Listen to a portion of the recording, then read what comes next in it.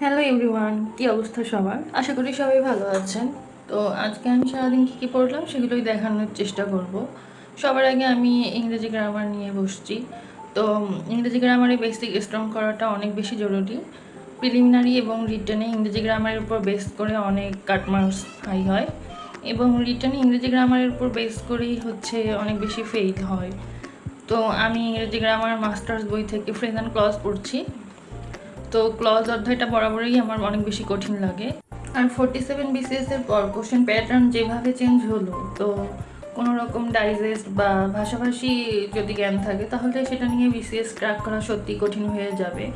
যদিও অনেক কোচিং, অনেক ব্যবসায়ীরা বলবে যে একটু হার্ডওয়ার্ক করলে কোনো ব্যাপার না, বাট একটু না, অনেক বেশি হার্ডওয়ার্ক করতে হবে আর অনেক বেশি ডিপলি পড়াশোনা করতে হবে।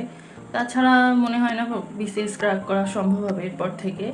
এমনকি পিএসসি নির্ধারিত যতগুলো এক্সাম রয়েছে সবগুলোতেই ডিপ ওয়ার্ক করতে হবে, বেসিক অনেক বেশি স্ট্রং করতে হবে এবং অনেক বেশি ভিতর থেকে ডিটেলস সহ পড়তে হবে। তো আপনারা কে কোন বই থেকে ইংরেজি গ্রামারের প্রিপারেশন নেন সেটা আমাকে জানাবেন। আমি সচরাচর মাস্টার্স থেকেই নিয়ে থাকি, বাট এখানে বেসিকের চেয়ে এক্সারসাইজগুলো অনেক বেশি। যদিও এখন বিগত সালের কোশ্চেন করে তেমন একটি লাভ নেই, বেসিক স্ট্রং করাটাই মেইন। এখন একটু সন্ধ্যার নাস্তা করে নিচ্ছি পড়ার ফাঁকে। তো নাস্তা শেষে আবার আমি ইন্টারন্যাশনাল নিয়ে বসবো। তো এখন আমি ইন্টারন্যাশনাল অ্যাফেয়ার্সের আমি আন্তর্জাতিক পরিবেশগত ইস্যু এবং আন্তর্জাতিক পরিবেশগত কূটনীতি এই চ্যাপ্টারটা নিয়ে বসবো। এই চ্যাপ্টারটা আমার অনেক বেশি প্রবলেম রয়েছে। তো এখন যেই চ্যাপ্টারগুলোতে, যেই সাবজেক্টগুলোতে আমি দুর্বল সেগুলোতেই ফোকাস দেওয়ার ট্রাই করতেছি, কারণ হাতে বেশি সময় পাওয়া যায় না। অন্য সাবজেক্টগুলো পরে রিভিশন দিয়ে নিলেও হবে। তো ইন্টারন্যাশনাল অ্যাফেয়ার্সের এই পরিবেশগত ইস্যু চ্যাপ্টারটির জন্য আমি অনেকগুলো বই খুঁজে পড়ছি, কিন্তু আমার সবচেয়ে বেশি সুন্দর লেগেছে এই লাইভ এমসিকিউর এই নোটটা। এটা এত সুন্দর করে গুছানো এবং এত সুন্দর করে সাজানো যে পড়াটা অনেক বেশি ইজি। কারণ পরিবেশগত ইস্যুর বিভিন্ন সংগঠনগুলোর নাম মনে রাখা এত বেশি ইজি না, সংগঠনগুলো প্রায়ই ভুল হয়, বারবার ভুলে যাই, মনে রাখা সম্ভব হয় না। তো এখানে প্রত্যেকটা জিনিস অনেক সুন্দরভাবে সাজানো রয়েছে। যে কোনো প্রতিযোগিতামূলক পরীক্ষা এই চ্যাপ্টার থেকে 2 থেকে 3 মার্ক এসে থাকে, বিশেষ করে বিসিএসে। তো গ্লোবাল ওয়ার্মিংয়ের প্রভাব এটা অনেক বেশি ইম্পর্টেন্ট। দেন ক্লাইমেট চেঞ্জ কী কারণে হয়ে থাকে এগুলো।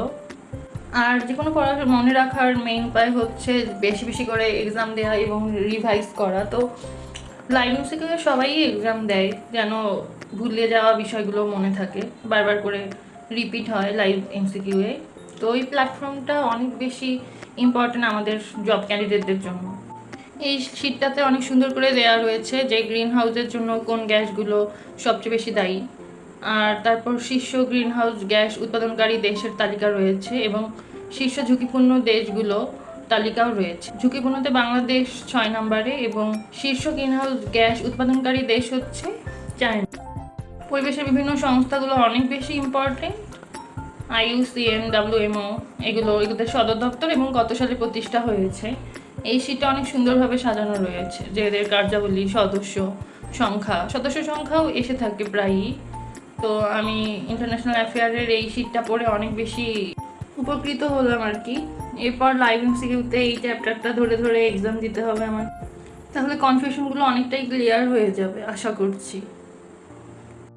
একটা মোস্ট ইম্পর্টেন্ট বিষয় আমার চ্যানেলে আমি জানিয়ে দিব যে কোন কোন সার্কুলার আসতেছে। আশা করি আপনারা উপকৃত হবেন। বর্তমানে ব্যাংকের 2টা ইম্পর্টেন্ট নিয়োগ চলতেছে, সিনিয়র অফিসার জেনারেল এবং আরেকটা মেবি অফিসার জেনারেল। তো সিনিয়র অফিসার জেনারেলের লাস্ট অ্যাপ্লাই ডেট 10 নভেম্বর। তো এর আগেই সবাই অ্যাপ্লাই করে ফেলবেন। অ্যান্ড 50 BCS-এর সার্কুলার হয়ে যাবে এই 2-1 দিনের মধ্যেই, আর 1700টার মতো সিট থাকবে। বাট একটা জিনিস বুঝলাম না যে স্পেশাল BCS দেওয়ার পরেও কেন জেনারেলের জন্য সিট এত কম, আর কেন স্পেশাল BCS যাদের তাদের জন্য আবারও পরের BCS-এ এক্সট্রা কেন সিট থাকবে এটা বুঝলাম না। তো আজকে এই পর্যন্তই। ধন্যবাদ সবাইকে, সবাই ভালো থাকবেন। আসসালামু আলাইকুম।